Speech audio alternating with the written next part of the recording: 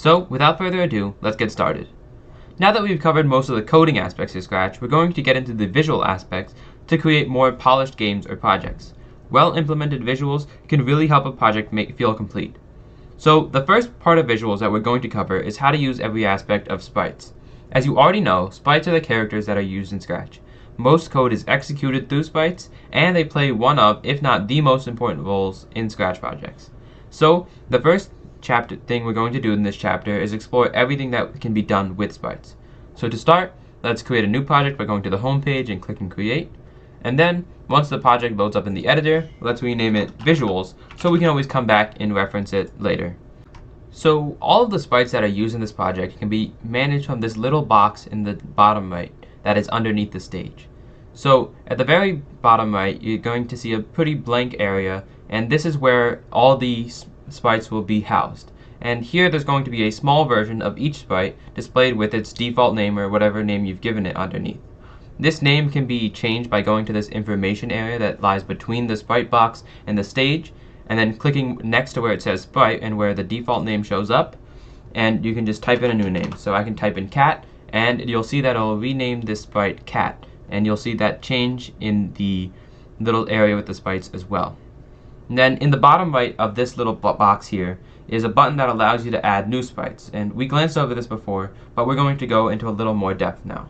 So let's hover over the button, and you'll see that more options for adding sprites should appear. So let's go through each option, starting from the main button and moving outwards.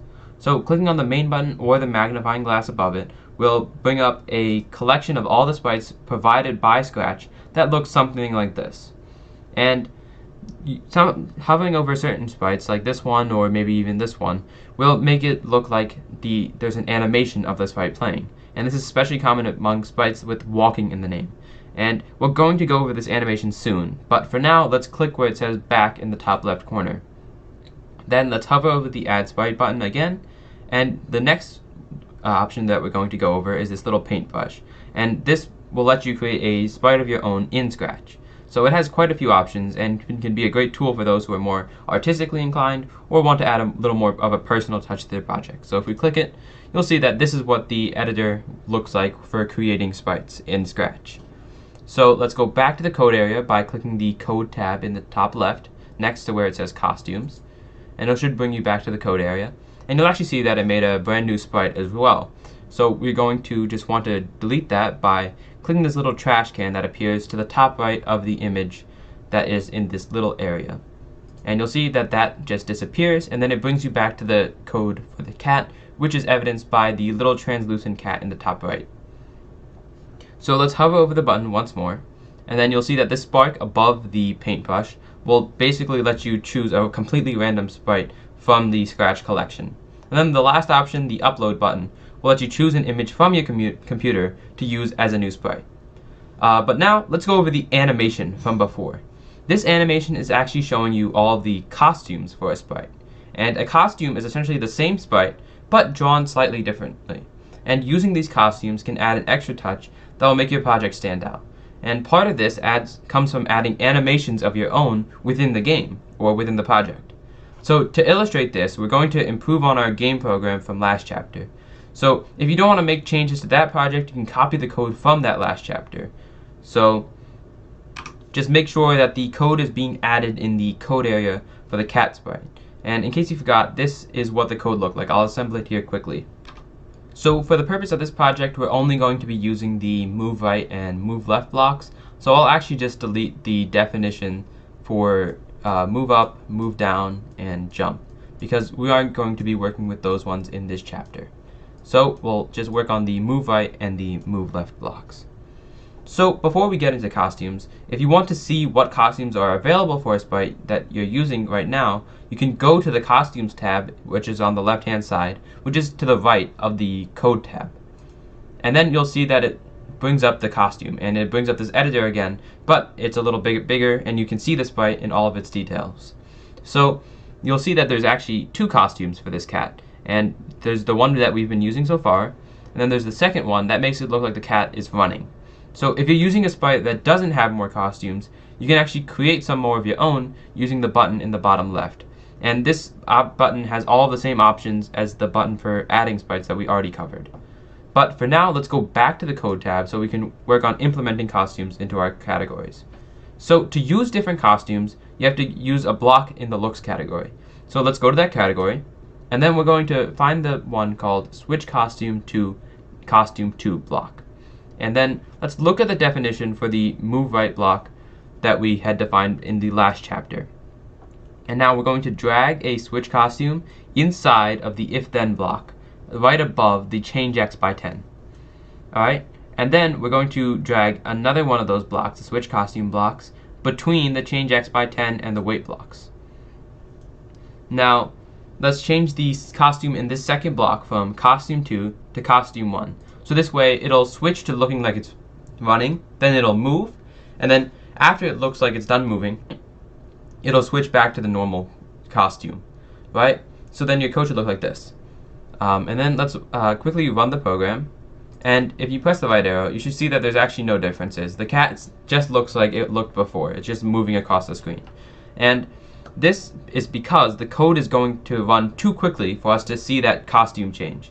So let's stop the program, and then let's fix this. So to fix this, let's go to the control category, and let's drag a wait 1 second block underneath the first switch costume block above the change x by 10 block so that your code looks like this. So you can experiment later to figure out what looks best for your program, but for now let's just change the time from 1 to something like 0.01, so just a small number.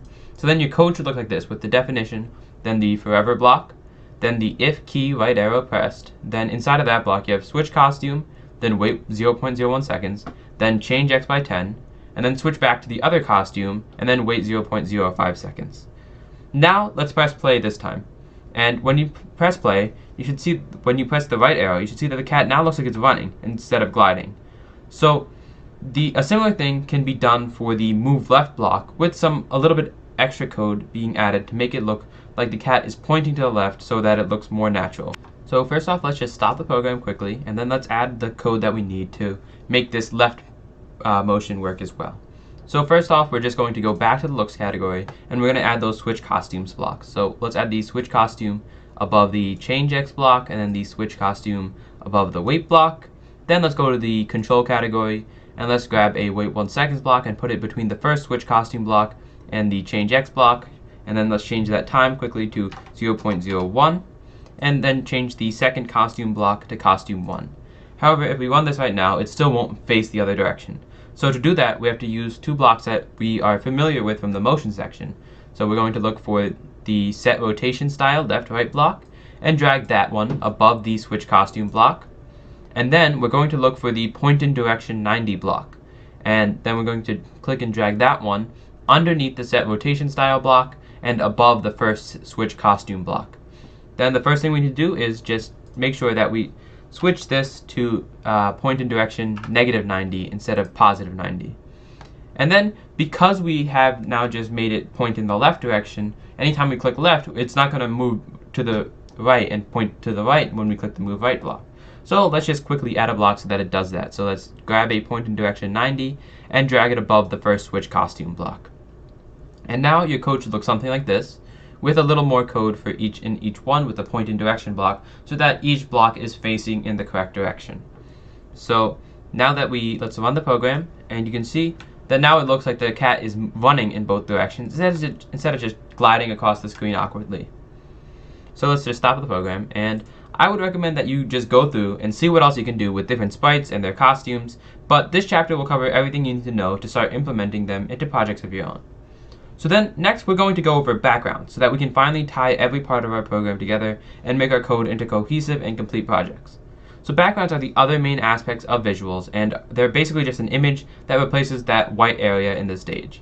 And the process of implementing backgrounds is very similar to using sprites, so this should be pretty simple. So similar to these sprites, the backgrounds can be managed from under the stage, and there's a little column to the right of the box for managing sprites, and that's the box for managing backgrounds.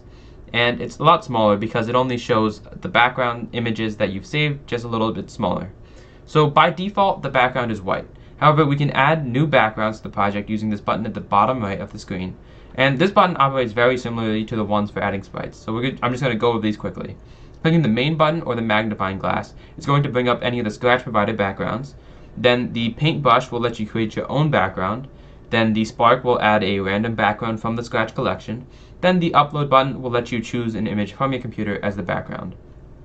For now, let's add a new background to the project, either by choosing one from the Scratch collection or by getting a random one using the spark option. It doesn't matter what background you choose for this part of the book. So then, the background should automatically appear as the backdrop of the stage. So then, just like the sprites, you can actually include code that's specific to that stage.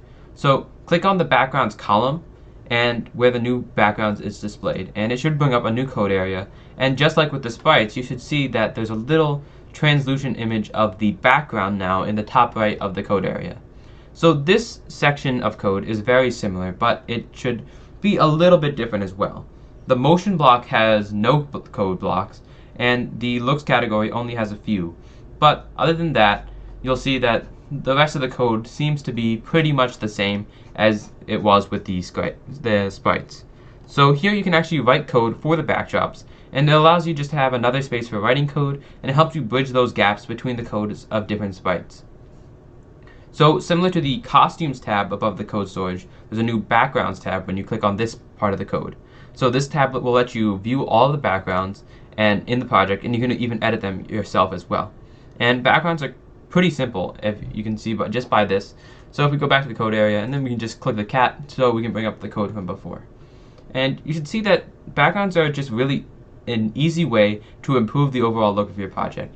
Now this cat isn't just moving around in a blank space. Maybe look, it's moving around on a street, or maybe for you it's moving in a forest or something like that. It just adds a little something extra that makes the project a little more fun. And when used in conjunction with sprites and their costumes, they can greatly enhance the visuals of a Scratch project, making it more distinct and more fun to interact with. So for now, let's move on to the next chapter, where we're going to finish up the third part of this book with a lesson on the open source nature of Scratch programs.